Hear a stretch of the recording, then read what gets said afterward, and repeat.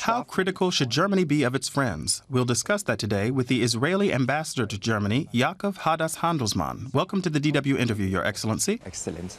Morning. Schön, dass Sie dabei sind, meine And Damen welcome und Herren, viewers. beim I'm DW Thomas Interview. Mein Name ist Spahn. Thomas Spahn. Herr Botschafter, Ambassador, the Federal Republic of Germany established diplomatic relations with your country in May of 1965. That was 52 years ago. How would you assess the state of those relations today? Have Germans and Israelis become close friends? Eine enge Freundschaft geworden? Meiner Meinung nach, ja. I think so.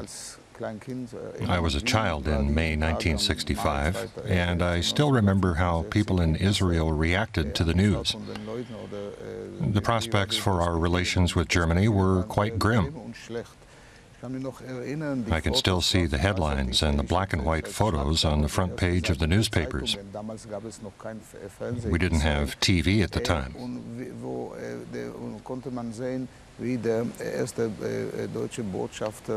Crowds threw tomatoes and eggs at the first West German ambassador to Israel and shouted, "Nazi, go home." So our two countries have come a long way since then, separately and together.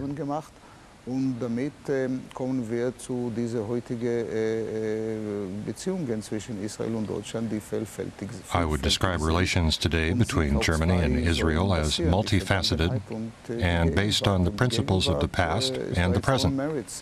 And this blend of past and present has made our relations what they are today.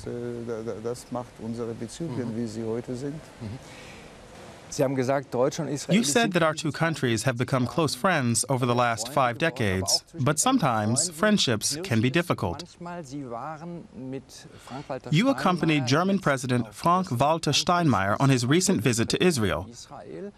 Would you say that following the diplomatic row over the German foreign minister's visit, things have calmed down again? I believe that German-Israeli relations have sufficient depth, scope, and significance to survive the odd faux pas. Our relations are very solid and strong, and that's because of the unique history that connects us.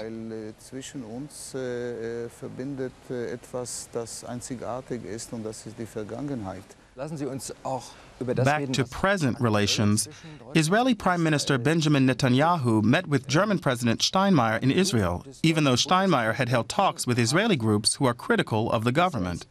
Former Foreign Minister Gabriel also talked to those groups, but Netanyahu refused to meet him. Why the different treatment? Warum diese andere Behandlung zwischen den beiden?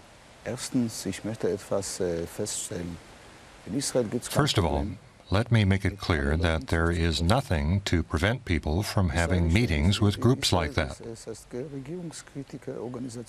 We have lots of those groups in Israel.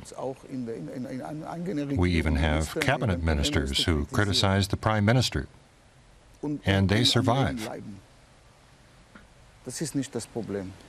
That is not the problem. Gabriel was asked specifically not to meet personally with two organizations that had crossed the line with their criticism.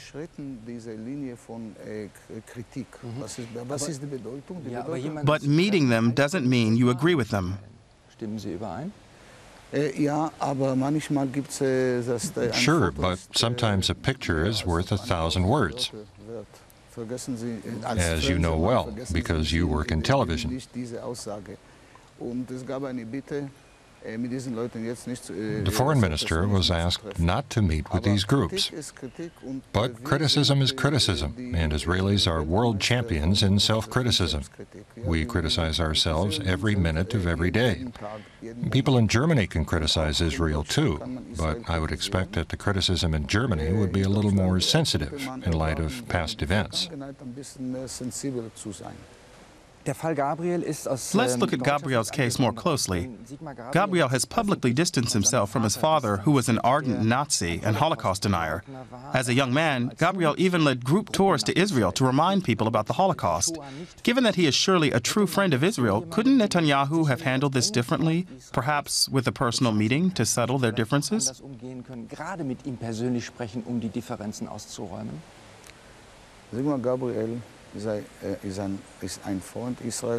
Sigmar Gabriel is a friend of Israel, and a close friend at that.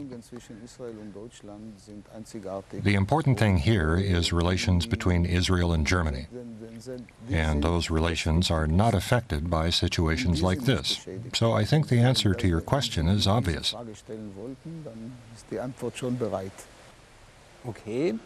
Okay, but even the best of friends can disagree on certain subjects.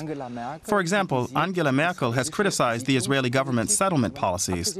So is it not acceptable for close friends to honestly express their opinions, even if it involves disagreements?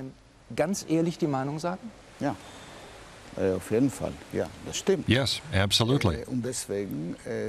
We understand this criticism, but we have our own opinion on this topic.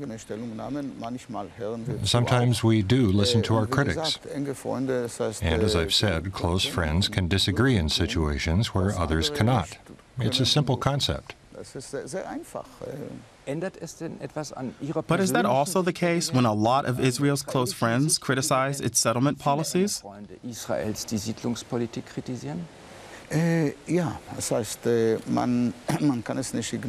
That's something we cannot ignore. The question is whether it's going to change our opinion. That's a very philosophical point, and we don't have time to discuss all the details here today.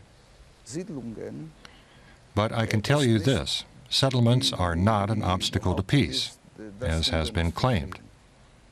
And I'll tell you why. First of all, settlements are on the negotiating table. If the Palestinians were ready to negotiate directly with us on the permanent status arrangement, They are, Ambassador. the Palestinians? President Abbas says he would agree to talks with Netanyahu to be brokered by President Trump.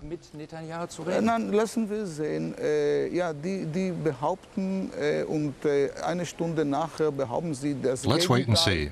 They say one thing, and then an hour later they say the opposite. And I know precisely what I'm talking about, because before I was appointed ambassador to Germany, I was party to these negotiations. I attended the Annapolis Conference in 2007 and others. I know exactly where we were in those talks, and I know why they came to an end. But isn't this a new offer? I don't know, but I'd like to stress 2 points.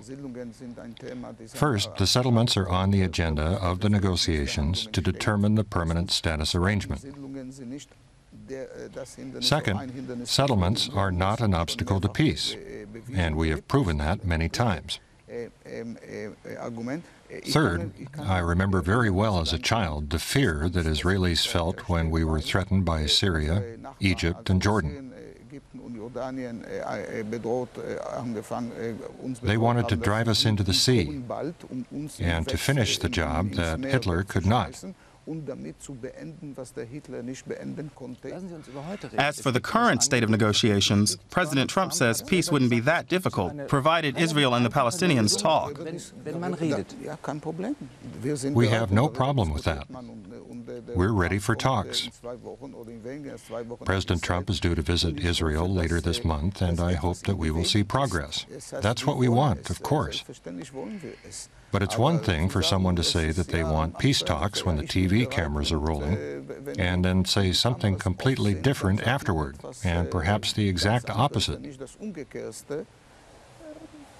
I've seen this before. You're skeptical. No, I didn't say that. In fact, I think you have to be optimistic. It's part of human nature. If you're not optimistic, you might as well be dead.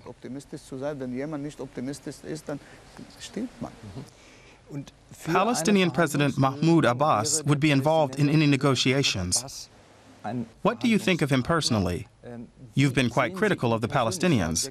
Is there anything positive you can say about Abbas? Gibt es etwas, das Sie an ihm schätzen? It's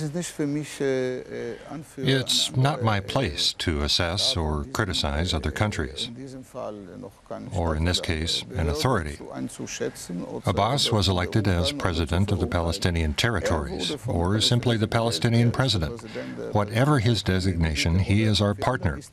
When they're ready to negotiate with us, he'll be a part of their team. And we'll negotiate with them. Bleiben wir noch beim Stichwort persönlich. On a personal note, you arrived in Berlin as ambassador 5 years ago, the city where the Nazis' final solution of the Jewish question was organized. What were your feelings when you first came here? And what are your feelings now that your time as ambassador is coming to an end? Also in Berlin, ein Israeli oder Jude zu sein, ist noch immer schwer. It's still difficult to be Jewish or an Israeli in Berlin. I see this among my colleagues in the embassy, who are 20 years younger than I am. Some of them have Muslim backgrounds, so they lost no family members in the Holocaust. But it's still difficult for them, because we know exactly what happened here. Ambassador, as our interview draws to a close, we'd like you to complete 3 sentences for us. First, life for my 3 sons in Germany would be... You'll have to ask them. When Sigmar Gabriel visits Israel again, Netanyahu will... Meet him, definitely. 50 years ago, hardly anybody could imagine reconciliation between Germany and Jews. The chances that you will see a reconciliation between Israel and the Palestinians in your lifetime are... Good. Yakov Hadas-Handelsman, thank you. Thank you.